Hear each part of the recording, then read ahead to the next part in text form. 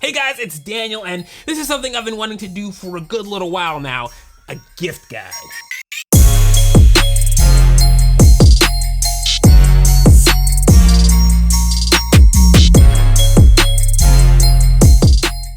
We are a little less than 2 weeks out from Christmas. I'm super excited. Christmas is my favorite holiday, period, and I love giving gifts. And I know people are like, what do I get this special someone? And what do I get this guy who has everything or who has very specific taste? What do I get him? So I wanted to put together a gift guide of some of my favorite things that I've received as gifts, things that I've bought myself that I just love. And any of these things, you get that special someone in your life, they will love them. Now, some of them are cheaper, some of them are more expensive, and it covers a range of things that people would want, but these are things that I use that I love that I would highly recommend. Now, I would say, as a slight caveat, these are things that are mine that I use some of them heavily because I like them so much, so there may be some wear and tear on them. But all right, let's get into it. So my first recommendation is this little aperture panel light. I love this thing. It's kind of chewed up and beat up because I use this thing so much. For such a tiny, small light, this thing has, I counted them, it's literally 1,000,001 different features. To quickly run through it, it's an RGB AW fixture, I think. So it has all the different colors that it can go through. You can also set it to just go straight white, and you can dial in your exact Kelvin temperature of white. It also comes with this diffusion that you can put over the top of it, and it gives you a really soft light. I love this thing. It has Bluetooth built into it, so you can connect it to your phone. It has like a color picker, so if you have a specific color you want to match, you can take a picture of it, and the light will physically match that color as best as it can. This little light does so much, and I really enjoy it. Sometimes I'll stick it to the top of my camera if it's really dark outside, and I'll use it to light my face as a key light. I've done more things with this light than every other light that I have, and I love it. They're about 80 bucks. You grab one on B&H. If you just search for Aperture MC, you'll be able to find it. I'll put a link below. They are very popular, so you might have to wait a little bit, but if you order soon, you should be able to grab one of these by Christmas time. My next recommendation, also for the content creator, the person who's looking to step up their game, is the Rode VideoMicro. This is a workhorse microphone. This little sucker can do so much. I am a big fan of this microphone. So it's a passive microphone, so you don't have to worry about batteries, anything like that. It connects to your phone. The microphone comes with a Rode TRS cable, a shock mount that's fairly good. I have used my things and it hasn't broken yet. And then also a dead cat that you can put over the mic to protect against wind noise. I have used this mic to do so many things, and for what it costs and the size of the microphone, this is one of the best mics out there, and it will definitely bump up your quality and your audio from your phone's microphone or your camera's microphone.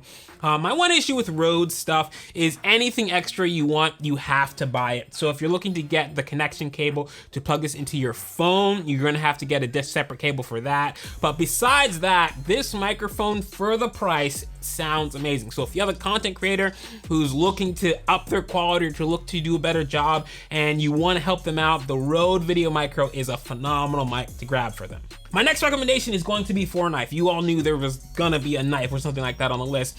My recommendation is gonna be for the Benchmade Mini Grip Tillion. I am a huge fan of this knife. It keeps its edge really well. It's great steel, really great materials. Now, if you have someone who's really into knives and has an extensive knife collection, they probably already have this one or the bigger brother to it.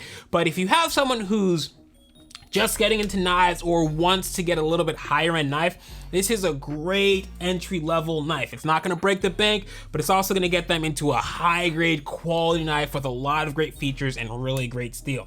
So if you're looking for a knife option, this one's legit. Next gift recommendation is going to be a Life Pod from Vaultec. This is their smaller safe. They have one that's has a fingerprint reader also. And I love this gun safe. It's super small, super compact. really easy to travel with. It has a little space where you can put a lock cable on it. I thought that I would just be using this safe just for like travel safe, but I have turned out to use this safe for a bunch of different stuff. Because it's so small, I'm able to take it wherever I need to, and they have a lot of additional accessories that help you build this out the way that you want to and do a bunch of different stuff. They have, I think it's I'm not sure the size, but they have one that's bigger than this that you can actually hold 2 firearms in it if you want to. But this is a great gift option for someone who likes guns or is doing stuff with guns, and it's a great way to travel with it. If you want to keep guns in your car safely, you can put the safety cable, attach it to your chair, your seat, and then you can keep your guns in here. If you see this is beat up and it is worn because I use this more than, I use this a whole lot. So if you're looking for something for that gun person, get them a Vaultec LifePod. They come in a bunch of different colors, different specs and things like that, but these are great. I love them. This might be my favorite piece of gear and kit on this gift guide. And FYI, I'm probably gonna say that about everything on this gift guide, but yes, Vaultec LifePod is legit. My next recommendation for the holiday gift guide, obviously, are watches. These watches are some that I really fell in love with this year. These are the G-Shock's GA2100. These are a really great watch for people who may not necessarily want a super high-end watch, but they still want a nice, stylish watch that's cool at the times. These watches have been super hard to find, super hard to track down.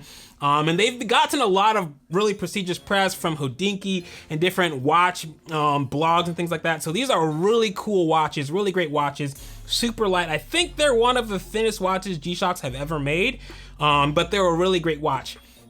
The issue is, because they did so well, G-Shock brought out a lot of different SKUs. So there's a few ones that you want to look out for. If you can find it, the metal GM 2100s are going to be your best bet. These watches are fairly hard to track down, but if you can find one, this will be the best gift, and you're gonna blow it out the water because no one's gonna have this watch. A little bit easier watches to find are going to be the clear ones. This is the GA 2100, I think the SKE. And this is gonna be the clear watch. It's super great. This is a really fun summer watch. It looks really great with almost anything.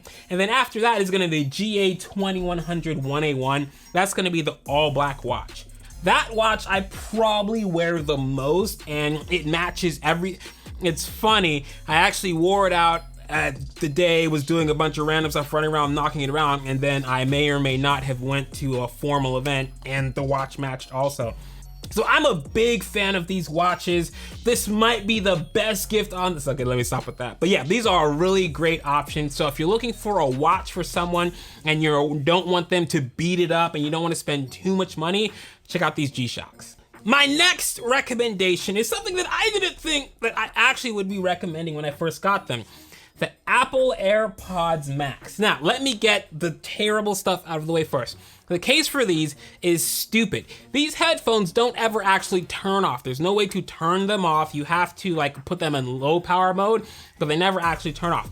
There are only 2 controls on the headphones, and they're not really that configurable. I have the Sonys, and they're a lot more configurable. However, these are, by a leap, a bound, and a mile, the best noise canceling headphones I have ever used. And that's mainly due to Apple's witchcraft with transparency mode. I have a lot of headphones that have open or transparency mode or ambient mode, and you can kind of hear what's going on. When these headphones are in transparency mode, it's like you're not wearing headphones. I flew with these and I was dealing with people at counters and talking with people, and I could hear perfectly fine with these headphones on. And then when I got on the airplane, I didn't want to hear anything. I pushed the button and I didn't turn on any music. So normally what headphones will do is they sound great and the noise canceling really works once you turn on music to drown stuff out. But these headphones without anything on were amazing. Another issue I have with other headphones is the noise cancellation is good, but then you get a low pressure system in the cup, and then you sometimes get pain in your ear after wearing it for a long time. Did not get that with these.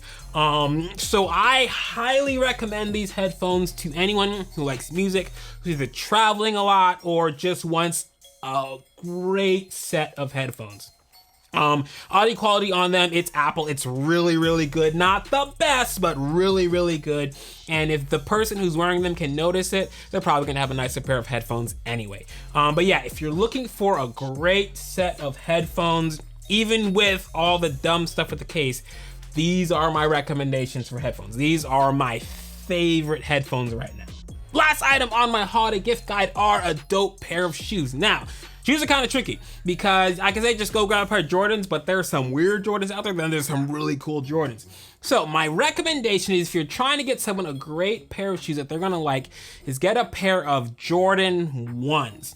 As long as it's not made out of a weird material, it's going to age really well. It's gonna be a great pair of shoes, gonna be able to style it really well with a lot of stuff. These shoes are mine. These are Jordan 1s. These are the Travis Scotts.